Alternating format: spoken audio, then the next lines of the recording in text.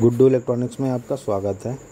जैसा कि आप देख पा रहे हैं, ये मारुति बलेनो का म्यूजिक सिस्टम है। इसमें आजकल साउंड की प्रॉब्लम आ रही है। सिस्टम ऑन रहता है लेकिन साउंड नहीं आता है।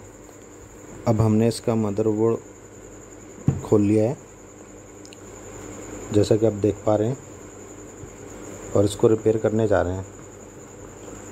अब हमने इसको रिपेयर कर दिया है। आइए इसको टेस्ट करते हैं। अब म्यूजिक सिस्टम बंद करते हैं। इसका पैक करने के बाद अब चेक करते हैं। अब पैक हो चुका है। आइए टेस्ट करते हैं।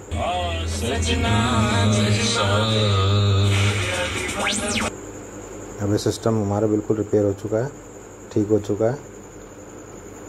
तो अगर आपको भी स्टीरियो रिपेयर कराना है तो दिए गए नंबर पे कांटेक्ट कर सकते हैं और अपना स्टीरियो रिपेयर करा सकते हैं। नए वीडियो अपडेट पाने के लिए हमारे चैनल को सब्सक्राइब करना ना भूलें।